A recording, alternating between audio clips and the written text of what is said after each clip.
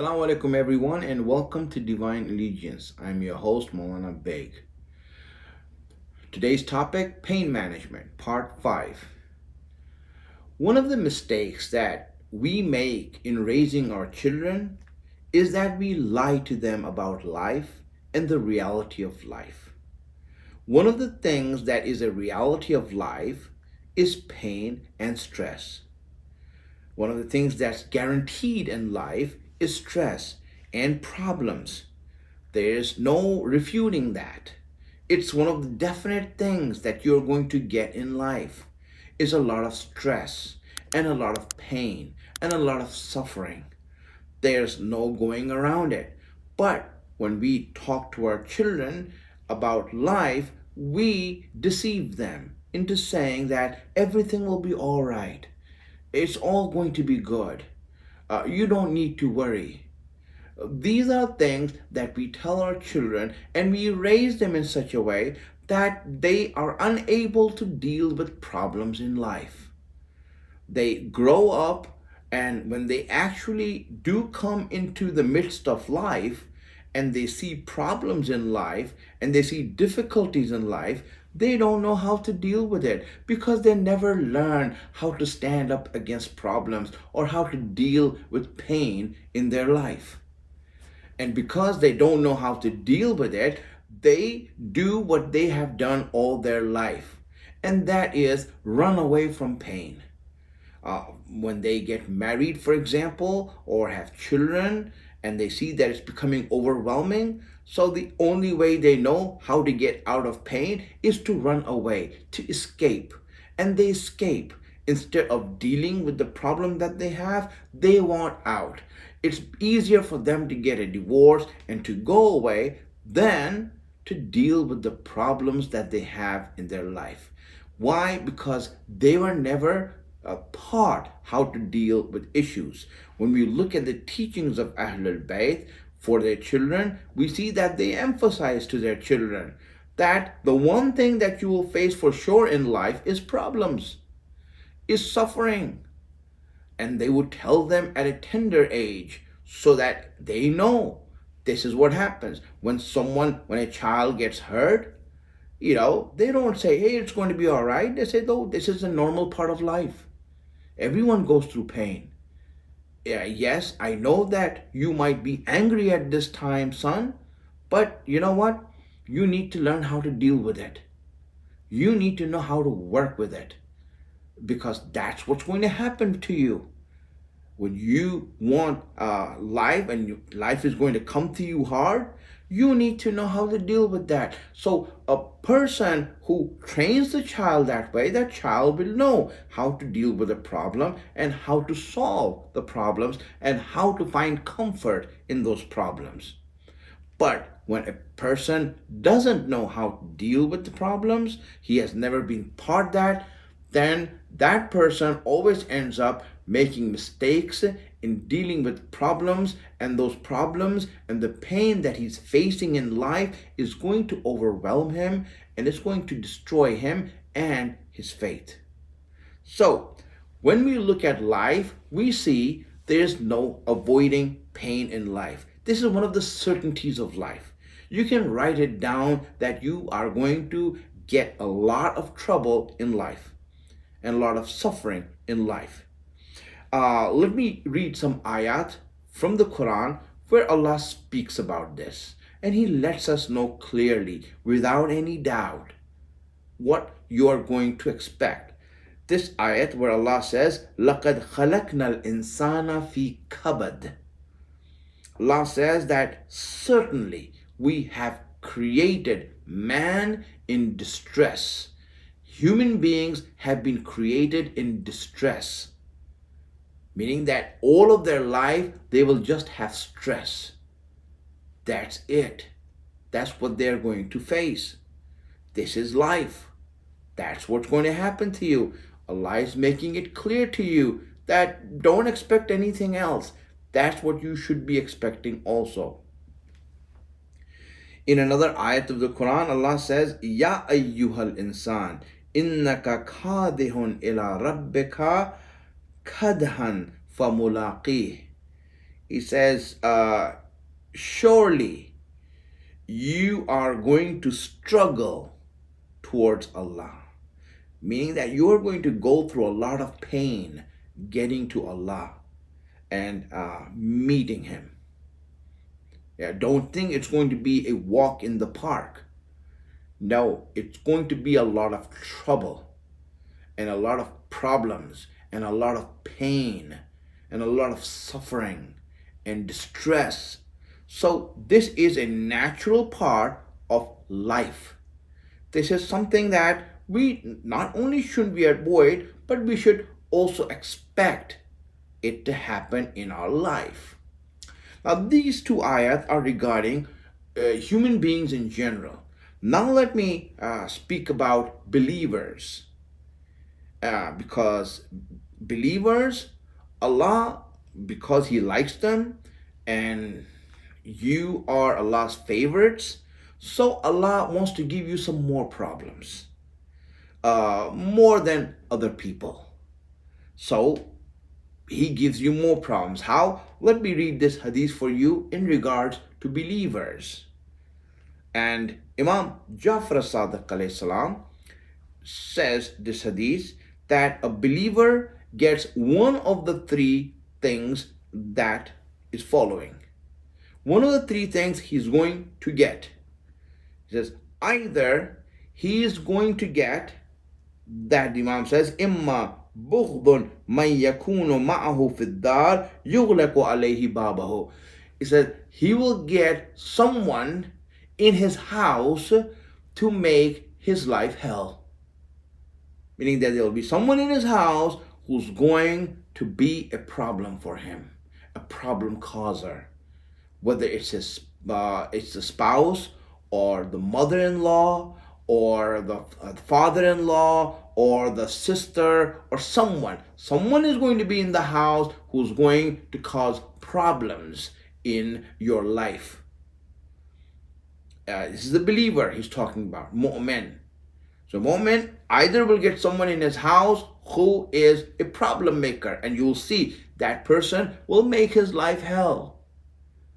It's like dealing with stress, so much stress in the house, always a problem, some sort of drama happening, unfolding, something being talked about, something being done. It's always happening. So now what happens? Let's say a believer hears that and say, you know what? I'm going to find myself a wife, who doesn't have parents, so then I don't have to deal with a mother-in-law problem or an issue like that. Or I find myself an obedient spouse, someone who will listen to everything I say. Very well. Let's say you find someone who's very good and obedient, and the house is very nice now, and you have peace in your house and harmony. So then Imam says, all right, if you can do that, then Allah is going to give you a problem. Where? In your neighbor. He says, أو جار يؤذيه. He's going to give you a jar, a neighbor who's going to bother you, who's going to make your life hell. Yes, if you can escape your family not being your problem, then you'll get a neighbor who's your problem, who's going to make your life hell, and who's going to make you go through problems and stress. And then, for example, now you heard this, now you become smart and say, you know what? I'm going to avoid that. I'm going to have a house in the middle of nowhere, a farmland, on 20 acres of land. So I have no neighbors to deal with. Okay, good. If you can avoid that, if you're able to get out of that, then what? Then Imam says, then if you can avoid that, then Allah is going to give you, He's going to give you what? A person who works with you or your boss or at work who's going to make your life hell. In your business, in your work, you are going to find someone and you will see that he was going to make your life hell. Give you problems, deceive you, cheat you, do something wrong with you. That you are going to go through stress. So either you get someone in the house to do that. If you can't, then you'll get a neighbor. If you can't, then you get a workmate or a boss or a business partner. Someone is going to give you a problem. That's it. And now let's say if you want to outsmart the system. You want to outsmart the system and you say, you know what? I'm not going to get married and I'm not going to live next to anyone. I'm not going to business. I'm just going to go in the forest and live in a tent. Something, it can happen, right? Someone can try to outsmart Allah's system and say, I'm not going to get any of these things there. I'll find peace over there and I'll find comfort there and I'll find my harmony there. And I'll live in the forest or the jungle or go on top of a mountain and find a cave so I can live in a cave.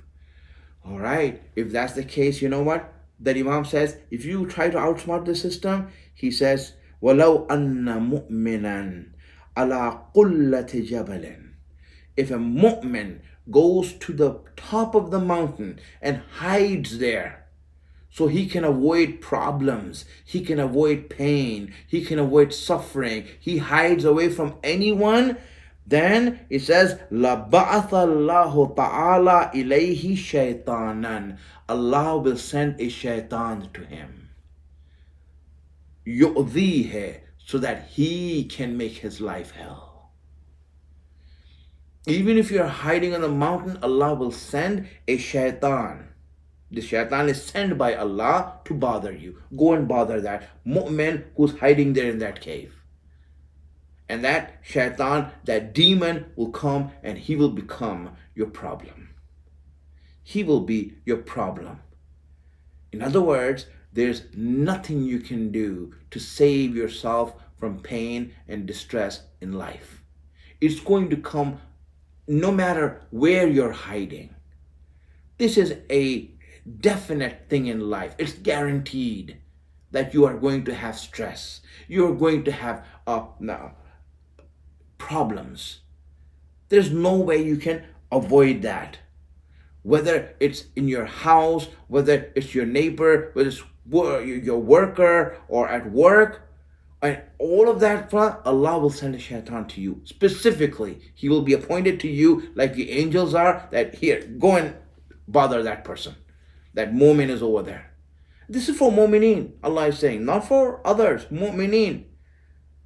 So Allah does this in order to make your life, you know that your life is full of pain and suffering and stress. La ilaha illallah. So we need to know that pain exists, that it's there, and there's nothing we can do to get rid of pain, but we can deal with it. We can learn how to deal with pain. But just understanding that there's pain will help us in many ways. Just knowing that we are going to get pain in this life will help us in many ways. And I'll go through that. One of the ways that pain, that knowing that pain is here and it's for sure will help us, is that it will help us to decrease pointless pain. Pain from hasad and sins. At least we know that, listen, if I am going to get into pain, then you know what? I don't want to add pain to myself by doing these things. I don't want to sin. I don't want hasad. I don't want arrogance, because these are stress that I don't need in my life. Because I already have stress that Allah has made for me. He has given me enough stress. I don't need to add more to it, unnecessary stress. So at least it will help us to decrease that. Number two, knowing that we have suffering in life will help us to have a better attitude in dealing with those sufferings, to dealing with the pain in our life. We will have a much better way of dealing with them. If you know that you are going to be in pain, it will better prepare you to deal with it. For example, if someone goes to Hajj without knowing what Hajj is, they will curse everyone who advised them to go to Hajj. Yes, they will be upset at everyone who give them the advice. Once they find themselves in pain and stress in Hajj, now they will blame everyone who told them go for Hajj. Why? Because they weren't expecting it. But if they were told that, listen, Hajj is going to be difficult, it's going to be hard, it's going to be hard, it's going to be stressful, then when they get there, they're better prepared for it. Now, when it comes, yes, I was told about this. Yes, I was told that this is what's going to happen, that I'm going to go through stress. Good. It's better to deal with. For example, if someone wasn't told that marriage is going to be a problem, uh, and they were always told that, hey, you know what, get married, and everyone advised them, and when he does get married and then he finds himself in problems, he's going to curse everyone who advised him to get married. And he's going to get upset at everyone who did that because no one told him it's going to be difficult. But if everyone had told him, hey, listen, this is going to be very difficult for you, it's going to be very hard for you, both husband, wife, it's going to be hard for you, there's going to be problems, there's going to be stress, then it will be easier to deal with. Yes, I was told that this is what's going to happen. I was told that it's going to be stressful. I have to deal with it. I have to know how to deal with that. That it will be better. You'll be better prepared for it. Because when you are trying to deal with stress, like a husband-wife relationship, what happens? The wife was always trying to complain the husband doesn't understand him, and the husband is saying that the wife doesn't understand me. Well, you're not supposed to understand each other. You are different from each other. And that was the whole purpose of the marriage, is to make this stress for you. Because in this stress is going to be where your comfort lies in dealing with this stress. That's where you will find that comfort in your life, by dealing with that pain.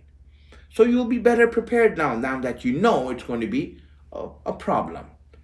Number 3, now if you become smarter, then you will take advantage of the pain in life to help yourself grow.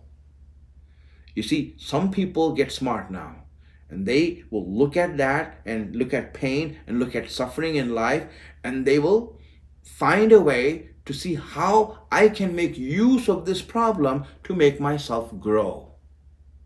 If I'm going through a problem in life, so let me see how I can grow from this and how I can become better from this. They use it as an experience, as a catapult to make them go up. These are smarter people. People who now start using their intellect and their thinking. They now don't just say that, oh, what are these problems? They say, okay, let me use this problem in my favor. Let me use this pain in my favor. Let me use this stress in my favor. And they start to take charge of the pain in their life. Now, 4th way, you can go one step ahead of that now. And you see that people start to take a pleasure from the pain. Yes, they start taking pleasure from it. Wow, how do you take pleasure from pain? They will see, let me see which pain and what's the pain, and let me see what pain that I can take pleasure from. Tell you, when Allah, He gives you pain, when Allah, He gives you suffering in life, when Allah does that to you, then obviously Allah will put certain things in certain pain where He's going to put rewards. We should know that there are certain stress in life that are so rewarding. It's like a jackpot, that you can earn so much and you can grow so much, that if you have hit that jackpot, then you will see so much benefit for yourself and pleasure in that pain. Let me show you 4 types of pain in which there's so much reward. The first pain in which there's so much reward, the first one which has the most reward, the first stress that has the most reward of any other stress in this life, is the stress that you get from your parents. From your parents, the people, if they give you stress, In other words, that they want you to do something that's going to disturb your life, that's going to disturb your schedule. And if you can bear that and do it and find pleasure in that, you will see Allah has kept so much reward for it. So much blessings are there in that stress. So a person finds pleasure in doing it. He finds pleasure in doing that, going through that stress.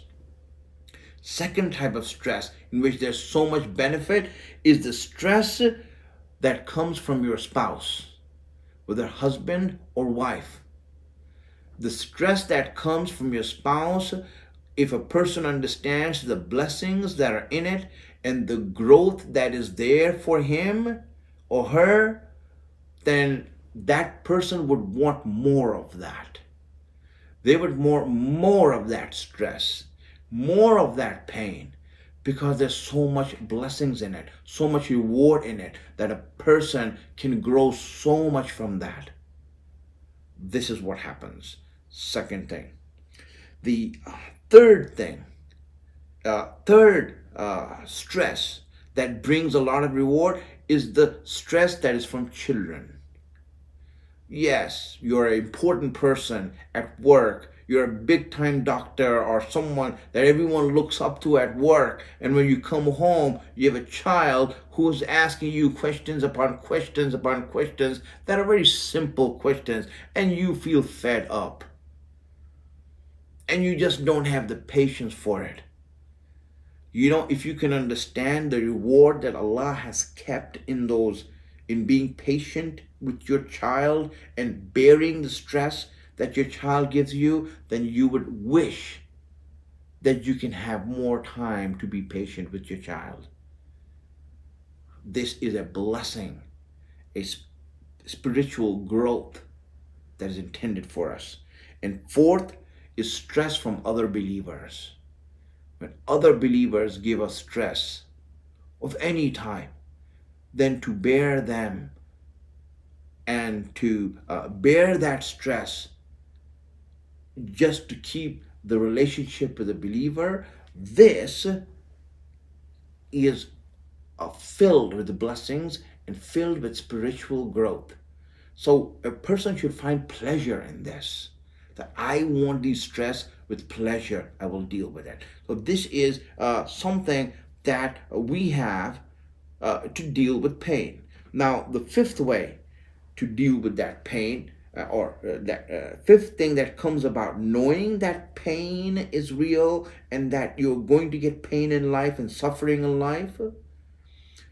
The five things, and this is for really people who are very intelligent, very smart people. I mean, genius we're talking about here. They only think in this way. You know, if you know that you're going to get pain in life and that's it, you're going to get discomfort in life and it's going to be there in your life no matter what happens, then you know what you do? You can say, all right, so if I'm going to get pain in life and I'm going to get suffering in life, can I choose my own suffering? Allah says, why not? Yeah, you can choose your suffering. Meaning that, you know, not everyone gets all suffering. Allah doesn't do that with anyone. He distributes pain. You know, you get 3 problems. He gets 3 problems. No one gets every problem. No one has all problems. You know, if you're rich, then you're not poor. If you're poor, you're not rich. You know, if you are sick, you're not healthy. If you're healthy, you're not sick. I mean, someone has to go through some problems in life. And so you get your share of problems. What if there was a way that you can choose your own problems? Allah, what will you do? He said, okay, if you choose your own problems, I'll get rid of the other problems for you. That sounds good, doesn't it? See, a smart person starts to think, very smart people, they start thinking this way. They say, I want to choose my problem, myself. Okay, go ahead, choose your problem. So, what am I going to do? I'm going to give sadaqah. Sadaqah is a suffering. You're giving away your money. Your hard earned money, you're giving it away. It's not easy. It's not easy to give money. Separating your money from you and giving it away is painful. It is suffering. But it's a suffering that you choose. And when you choose to go through that suffering, then Allah says, all right, because you chose that, I will take other sufferings away from you. And that's why it is said, as-sadaqa yaruddul bala. Sadaqah removes other bala and other afflictions and sufferings. Why? Because you're choosing this suffering. You are choosing to go through this with your own choice. So Allah says, okay, I will not make you go through other things if you go through this. Now, if you go through this, you're getting ajr for it also. You're getting reward for it also, doing infaq and giving it in Allah's way. A smart person, this is how he deals with pain. He chooses his own pain. When you do amr bil ma'ruf and nahi anil munkar and bring problems on yourself, the criticism of people and the condemnation of people, then Allah says, okay, good, you chose this trouble for yourself, so I will take the other troubles away from you. I will take the COVID away from you. I will take the cancer away from you. Now you go through this because you're already going through problems because you did amr bil ma'ruf and nahi anil munkar. Or if you're doing jihad fi sabilillah, you chose to struggle in Allah's way. So you're going through pain for that. When you go through pain for that, Allah says, I'm not going to give you other pains that you have to deal with. No, you already chosen the pain that you have to go through. This is the way of the ultra intelligent, the smart people, the people who think. They want to choose their own pain. And when they choose their own pain, Allah takes the pain away from them. This is why when you choose Imam Hussein, say that I want to mourn for Imam Hussein and cry for him and spend for Imam Hussein and give for Imam Hussein, then Allah says, well, if you are choosing this pain, I will take the other pain away from you. He will not give you other pain if you chose this pain. And this is the reason why you see that everyone who was with Imam Hussein, not only were they able to deal with pain, they found pleasure in their pain. Every blow that was struck to them was pleasurable for them. It was like, wow, give me more, hurt me more. That's why when you look at the companions, they said to Imam Hussein and testified, if I'm killed and brought back to life and killed again and brought back to life, and if you do this 70 times, I will not leave you. It will be pleasurable for me to go through this pain for you. This is, my friends, that blessing that we have. You know, Allah says that let me give you a way. You know, being indebted to others is a pain. Being in debt to people is a pain. You know, Allah says, you know, I will help you to get out of debt. And be debted to the right person, to the right people. People who are kind and generous. People who are believers. Allah, how would you do that? Allah says, I'll make it easy for you. I'm going to give you Hussein. I'll give you Hussein. And this Hussein is going to give you a lot of energy. And he's going to give you a lot of power. He's going to give you a lot of dignity. And then you will start loving him.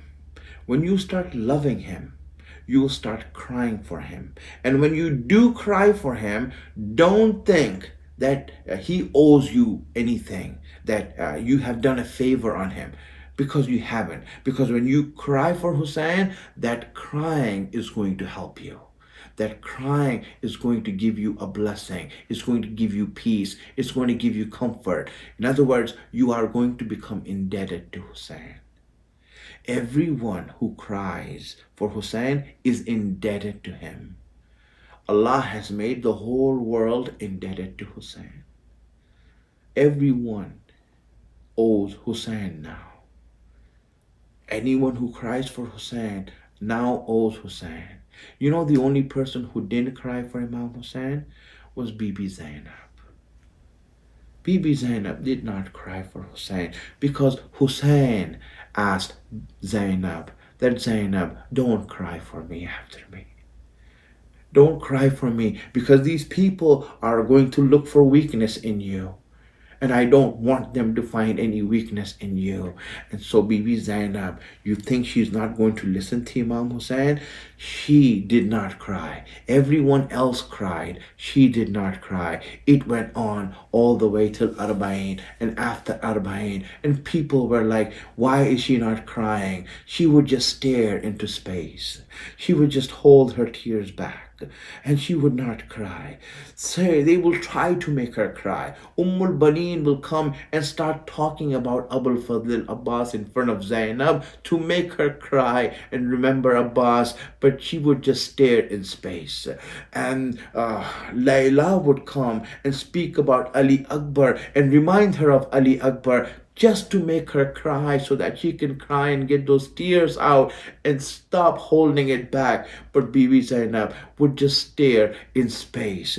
One day they took Bibi Zainab out to the garden where there was water flowing, and they wanted her to see the water flowing. Bibi Zainab saw the water flowing, and she remembered those thirsty shuhada who died on Ashura, and her legs started to buckle under her. She shook and she sat on the ground, but she was just staring in space. She did not cry. She would refuse to cry for Abu Abdullah. If there's one lover that Imam Hussein had above everyone, it was Bibi Zainab. She was the lover of Hussein. When she got married, she made a condition to Imam Ali that whoever you chose for me, I will marry him. But with one condition, that if there's a choice between him and Hussein, I will be with Hussein. I will not leave Hussein. And that's that Bibi Zainab. When we see her in Karbala, her children are brought. And Imam Hussein sees that Bibi Zainab has not come out to see her children who were shaheed. She did not come out to even visit them or to look at them. And if you ask Bibi Zainab, why didn't you come to look at them? She says, they are a gift for Hussein. And when you give a gift, you don't take it back. سيعلم الذين ظلموا أي منقلب ينقلبون. يا محمود بحق محمد، يا الله بحق علي فاطر السماوات، بحق فاطمة قديم حسين، بحق حسين. وآخر الدعوان الحمد لله رب العالمين.